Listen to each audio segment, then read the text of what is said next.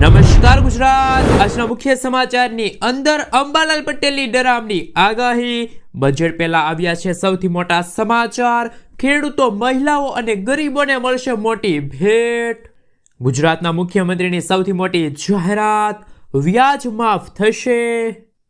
ગુજરાતના ખેડૂતોની દશા, માથે 56,000 રૂપિયાનું દેવું જ્યારે મહિનાની આવક માત્ર 12,000 રૂપિયા. હવે જાણો કયા લોકોને નહીં મળે પેટ્રોલ ડીઝલ. રાશન કાર્ડ ધારકો આપે ધ્યાન, મહિલાઓને મળશે દર મહિને 7,000 રૂપિયા. સિંગ તેલના ભાવમાં થયો છે વધારો. ખેડૂતો માટે આવી ગઈ છે ખુશ ખબર, જમીન ખરીદવા માટે મળશે 5 લાખ રૂપિયા સુધીની સહાય. હવે અમરેલી બનશે ગુજરાતનું નવું ડાયમંડ હબ. વાહન ચાલકો આપે ધ્યાન, લાયસન્સ થશે રદ. કેન્દ્ર સરકારની સૌથી મોટી જાહેરાત, જાણો કઈ તારીખે ખેડૂતોના ખાતામાં જમા થશે રૂપિયા 2,000નો 22મો હપ્તો. પાક વીમા યોજના ફરી શરૂ, ખેડૂતોના પૈસા થશે ડબલ. કિસાન ક્રેડિટ કાર્ડ દ્વારા ખેડૂતોને મળશે 5 લાખ રૂપિયા સુધીની કૃષિ લોન. વહાલી દીકરી યોજના અંતર્ગત દીકરીઓને મળશે 1,10,000 રૂપિયા સુધીની સહાય. અને આજના સૌથી મોટા ખેડૂત ઉપયોગી સમાચાર જાણીશું આજના આ વિડીયોની અંદર. મિત્રો, દરેક સમાચાર, દરેક માહિતી જણાવીએ એ પહેલા ગુજરાતના જે પણ મિત્રો ચેનલ ઉપર જો પહેલી વાર આવ્યા હોય તો મિત્રો ખાસ કરીને વિડીયોને એક લાઇક કરી ચેનલને સબસ્ક્રાઇબ કરવાનું ભૂલતા નહીં. સાથે આજનો આ વિડીયો છે જેને અંત સુધી જોતા રહેજો. સૌથી પહેલા મિત્રો અત્યારના તાજા અને નવા હવામાન સમાચાર ઉપર નજર કરીએ. જાન્યુઆરી મહિનો પૂરો થવા આવ્યો એટલે ઠંડી જતી રહેશે એવું ન માનતા, કારણ કે ઠંડીના અત્યાર સુધીના સૌથી મોટા રાઉન્ડની અંબાલાલ પટેલે આગે વ્યક્ત કરી છે. હવામાન નિષ્ણાત અંબાલાલ પટેલે જણાવ્યું છે કે ગુજરાતમાં હાડ થ્રીજવતી ઠંડી પડશે. હાલ કમોસમી વરસાદના કારણે વાદળછાયું વાતાવરણ ગુજરાતમાં છવાયું છે. વાદળો હટતા હાડ થ્રીજાવતી ઠંડી પડશે. હજુ પણ 2 થી 3 દિવસ સુધી રાજ્યમાં ઠંડી પડશે. અંબાલાલ પટેલે વધુમાં જણાવ્યું કે હવે વાતાવરણમાં પવનની ગતિ વધવાની શક્યતા રહેશે. તારીખ 27 અને 28 જાન્યુઆરીએ પશ્ચિમી વિક્ષેપ આવતા ઠંડીનું પ્રમાણ ઘટશે. ઉત્તરના પર્વતીય પ્રદેશોમાં હિમવર્ષા થશે તો ઉત્તર ગુજરાત તથા મધ્ય ગુજરાતમાં હળવો વરસાદ કે છાંટા પડી શકે છે. રાજ્યના ઘણા ભાગોમાં વાદળછાયું વાતાવરણ રહી શકે છે. 3 થી 4 દિવસ પશ્ચિમી વિક્ષેપની અસર રહેશે. અંબાલાલ પટેલે જણાવ્યું કે ફેબ્રુઆરી મહિનાના પ્રથમ સપ્તાહમાં ઠંડી વધશે તો ફેબ્રુઆરી માસમાં કમોસમી વરસાદની પણ શક્યતા દર્શાવવામાં આવી રહેલી છે. મિત્રો, ત્યાં પછીના સમાચાર ઉપર નજર કરીએ તો ગુજરાતના ખેડૂતોની દશા, માથે 56,000 રૂપિયાનું દેવું જ્યારે મહિનાની આવક માત્ર 12,000 રૂપિયા. સમૃદ્ધ ગુજરાતમાં ખેડૂતની હાલત વધુને વધુ દયનીય બની રહી છે. તેનું કારણ એ જ છે કે આવક ઓછી અને ઉત્પાદન ખર્ચ વધી રહ્યો છે. આ ઉપરાંત વધતી મોંઘવારીના કારણે હવે ખેતી કરવી પણ મોંઘી થઈ રહી છે. તેમાંય કુદરતી થપાટ વાગતા ખેડૂતો આર્થિક રીતે પાયમાલ થયા છે. ખેતી ખાતર ખેડૂતો દેવું મજબૂર બન્યા છે. આવક તો ડબલ ન થઈ પણ ખેડૂતો દેવાના ડુંગર તળે જરૂર દબાયા છે. એક રિપોર્ટ મુજબ ગુજરાતમાં 50 લાખથી વધુ ખેડૂતોએ ખેતી માટે બેંકમાંથી 1.5 લાખ કરોડ રૂપિયાની લોન લઈને દેવું કર્યું છે. આ કારણોસર જ ખેડૂતોએ બેંક ધિરાણ માફ કરવાની માંગને વધુ બુલંદ બનાવે છે. શું મિત્રો ગુજરાતના ખેડૂતોની બેંક લોન માફ થવી જોઈએ? હા કે ના? નીચે કોમેન્ટ બોક્સમાં જરૂરથી જણાવી આપજો. મિત્રો, ત્યાં પછીના સમાચાર ઉપર નજર કરીએ તો શું હવે આ લોકોને નહીં મળે પેટ્રોલ ડીઝલ? નવા નિયમો મુજબ જો વાહન ચાલકોનો ટ્રાફિક ઈ મેમો અથવા ટોલ ટેક્સ બાકી હશે તો તેને નેશનલ હાઈવે પર વાહન ચલાવવાની મંજૂરી આપવામાં આવશે નહીં. બજેટ સત્રમાં આ પ્રસ્તાવ રજૂ કરવામાં આવશે. આંકડા મુજબ વર્ષ 2015 થી વર્ષ 2025 વચ્ચે 400 કરોડ ઈ ચલણ જાહેર કરાયા હતા. તેમાંથી માત્ર 1/3 વસૂલાયા છે. નવા નિયમો હેઠળ બાકી ચલણ હશે તો લાયસન્સ રિન્યુઅલ અને પેટ્રોલ ડીઝલ મળવામાં પણ મુશ્કેલી પડી શકે છે. મિત્રો ત્યાં પછીના સમાચાર ઉપર નજર કરીએ તો રાશન કાર્ડના કલર અને પ્રકાર વિશે મિત્રો ચાલો માહિતી મેળવીએ. તો કે ગુલાબી અને લાલ રાશન કાર્ડ.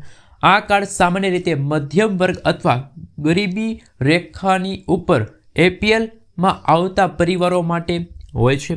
તેના દ્વારા સામાન્ય ભાવે અનાજ મળે છે અને સરકારની અન્ય સબસિડી તેમજ ઉજ્જવલા અને આવાસ યોજનાનો લાભ પણ મળી શકે છે.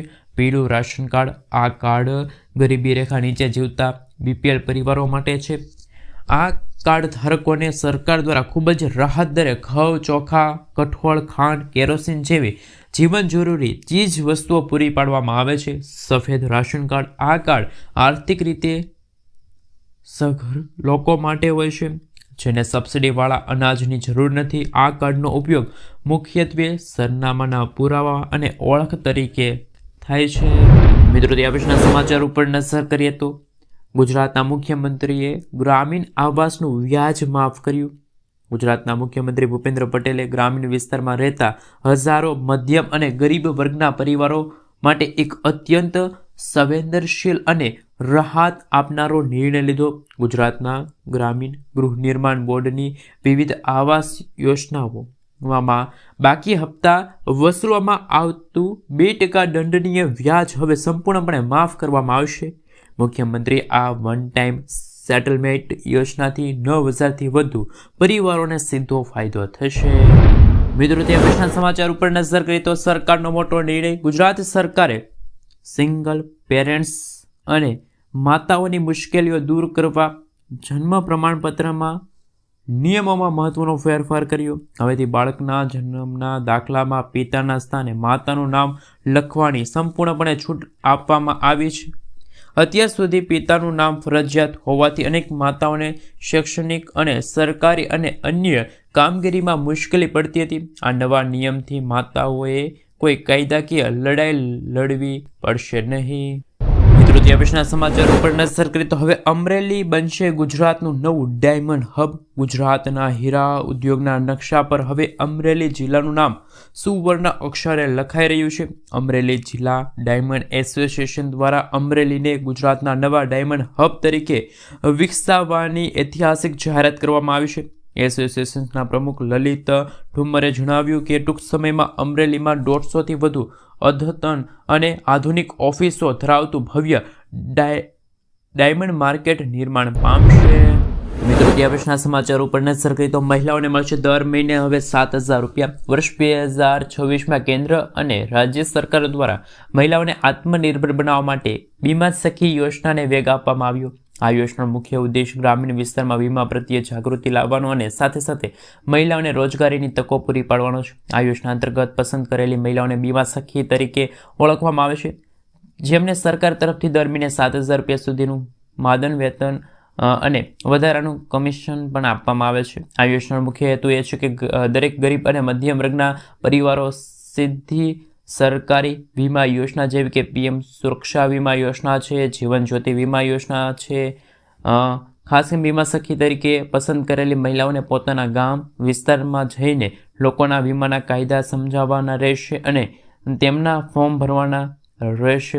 આ કામગીરી માટે સરકાર તેમને નિશ્ચિત વેતન આપે છે, જેનાથી મહિલાઓએ આર્થિક રીતે સશક્ત બનશે અને સમાજમાં તેમની ભાગીદારી પણ વધી જશે. મિત્રો ત્યાં પછીના સમાચાર ઉપર નજર કરીએ તો ખેડૂતોને મળશે જમીન ખરીદવા માટે 5 લાખ રૂપિયા સુધીની સહાય. ગુજરાત એ એક કૃષિ પ્રધાન રાજ્ય છે અને આ રાજ્ય સરકાર હંમેશા ખેડૂતોની આવક બમણી કરવા અને તેમને આર્થિક રીતે મજબૂત બનાવવા પ્રતિબદ્ધ હોય છે. વર્ષ 2026માં સરકાર દ્વારા એક અત્યંત મહત્વાકાંક્ષી યોજના જમીન ખરીદવા માટે સહાય અમલમાં મૂકવામાં આવી છે. આ યોજના ખાસ કરીને એવા ખેતમજૂરો અને નાના ખેડૂતો માટે છે જેઓ પોતાની માલિકીની જમીન ધરાવવા માગે છે.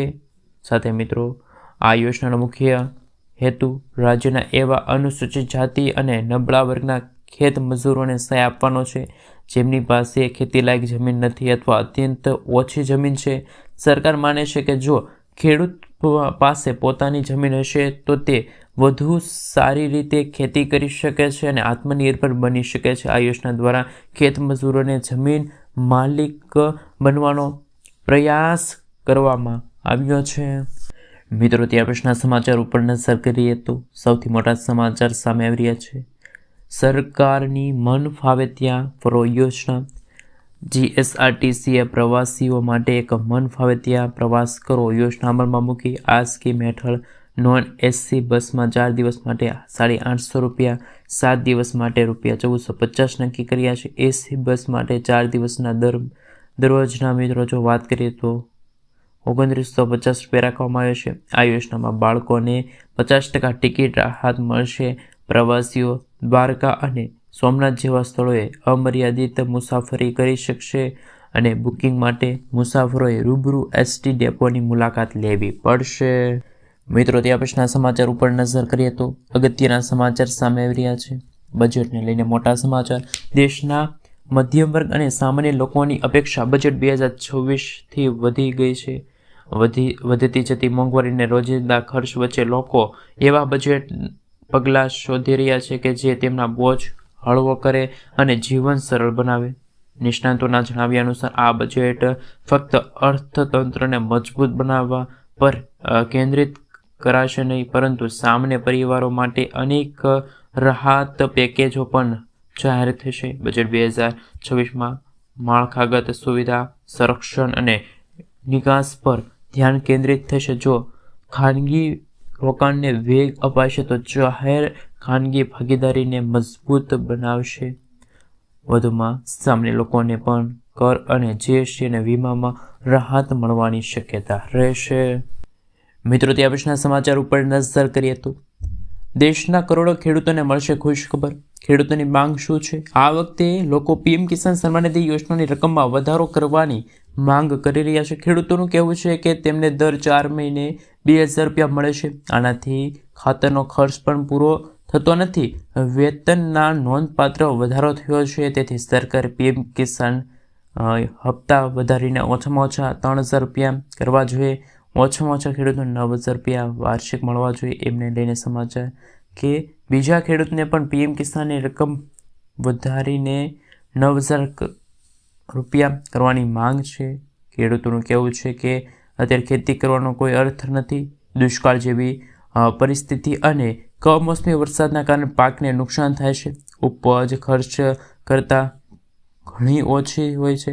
જ્યારે પીએમ કિસાન ભંડોળમાંથી ખેતી ખર્ચમાં થોડોક ઘટાડો થાય ત્યારે હવે ₹6000 અપૂરતા લાગે છે. ઓછામાં ઓછા ₹9000ની રાહત છે એ ખેડૂતોને મળવી જોઈએ. મિત્રો ત્યાં પછીના સમાચાર ઉપર નજર કરીએ તો સૌથી મોટા સમાચાર સામે આવી રહ્યા છે.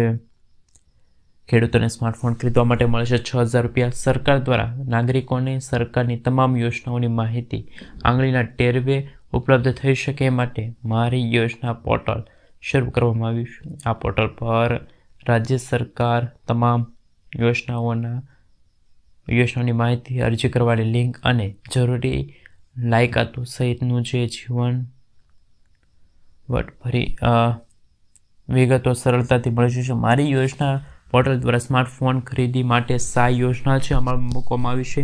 કૃષિ ક્ષેત્રે દિન પ્રતિદિન ડિજિટલ સેવાઓમાં વ્યાપ વધી રહ્યો છે. કૃષિ ક્ષેત્રે ડગલે ને પગલે ખેડૂતો આઈટી ટેકનોલોજીનો ઉપયોગ કરી રહ્યા છે. અને મિત્રો જો વાત કરીએ તો ગુજરાત સરકારના કૃષિ અને ખેડૂત કલ્યાણ અને સહકાર વિભાગ હેઠળ સ્માર્ટફોન ખરીદી માટે પણ સહાય યોજના છે અમલમાં મૂકવામાં આવી છે. મિત્રો ત્યાર પછીના સમાચાર ઉપર નજર કરીએ તો મહત્વના સમાચાર સામે આવી રહ્યા છે. વાહન ચાલકો ધ્યાન આપે, ડ્રાઇવિંગ લાયસન્સ પણ રદ થઈ શકે છે. ગુજરાતમાં વધતા અકસ્માતને ધ્યાનમાં રાખીને વાહન વ્યવહાર કમિશનરને વાહનોના ગેરકાયદે રીતે લગાડવામાં આવતી વધારે રોશનીવાળી LED અથવા તો HID લાઇટ્સ સામે કડક કાર્યવાહી હાથ ધરવામાં કહ્યું છે. કંપનીની ડિફેક્ટ સિવાયની વાહન જપ્ત કરવાની કાર્યવાહી થશે. આગામી દિવસોમાં રાજ્યભરમાં આવી લાઇટ્સ વિરુદ્ધ સ્પેશિયલી ડ્રાઇવ યોજના છે અમલમાં મૂકવામાં પણ આવી શકે છે. મિત્રો ત્યાં પછીના સમાચાર ઉપર નજર કરીએ તો સૌથી મોટા સમાચાર સામે આવી રહ્યા છે. નાના ખેડૂતોને મળશે મોટી ખુશખબર. ગુજરાત સરકાર દ્વારા બાગાયત વિભાગ દ્વારા ખેતીના ટેકનોલોજીનો ઉપયોગ મિત્રો આપણે જણાવી દઈએ તો ખાસ એ વાત રહેશે કે વધારાની સહાય મળશે. આ ખાસ કરીને નાના અને શ્રીમંત ખેડૂતો, અનુસૂચિત જાતિ અને જનજાતિના ખેડૂતો માટે લક્ષ્ય બનાવીને આ યોજના અમલમાં મૂકી છે અને તેના માટે માધ્યમથી ખેડૂતો મોંઘા આંતરિક સાધનો ખરીદી શકે છે અને ખેતીની પદ્ધતિને ધ્યાનમાં રાખીને વધુ પ્રગતિશીલ બનાવી રહ્યા છે. મિત્રો, ત્યાં પછીના સમાચાર ઉપર નજર કરીએ તો નાના ખેડૂતો માટે આવી ખુશ ખબર. ગુજરાત સરકાર દ્વારા બાગાયત વિભાગ દ્વારા ખેતીમાં ટેકનોલોજીનો ઉપયોગ વધારવા માટે સહાય યોજના અમલમાં છે. ખાસ કરીને નાના શ્રીમંત, અનુસૂચિત જાતિ, અનુસૂચિત જનજાતિના ખેડૂતોને લક્ષ્ય બનાવીને આ યોજના અમલમાં મૂકી છે અને તેના માધ્યમ થકી ખેડૂતોને મોંઘા યાંત્રિક સાધનો ખરીદી શકે, ખેતીની પદ્ધતિમાં વધુ પ્રગતિશીલ બનાવી શકે. આ યોજના હેઠળ વિવિધ યોજનાઓને લઈને મિત્રો જો વાત કરીએ તો એક મોદી સરકાર મિત્રો યુનિટ કોસ્ટમાં ફેરફાર સાથે મિત્રો આપણે જણાવી દઈએ તો કે વિવિધ યોજનાઓ માટે સરકાર યુનિટ કોસ્ટ અનુસાર નક્કી સહાય કરશે, જેમાં 20 PTO HP સુધીના ટ્રેક્ટર ખરીદવા માટે સામાન્ય ખેડૂતોને 75,000 રૂપિયા અને અનુસૂચિત જાતિના ખેડૂતોને 1,20,000 રૂપિયાની સહાય મળવાપાત્ર રહેશે. સાથે અનુસૂચિત જાતિના ખેડૂતોને લઈને સામાન્ય ખેડૂતોને 60,000 રૂપિયા અને અનુસૂચિત જાતિના ખેડૂતોને 70,000 રૂપિયા અને સહાય મળશે. ને જો મિત્રો વાત કરીએ તો ટ્રોલી અને પાણીના ટાંકા બનાવવા માટે પણ 50,000 થી લઈને 1,00,000 રૂપિયા સુધીની સહાય છે મળવાપાત્ર રહેશે.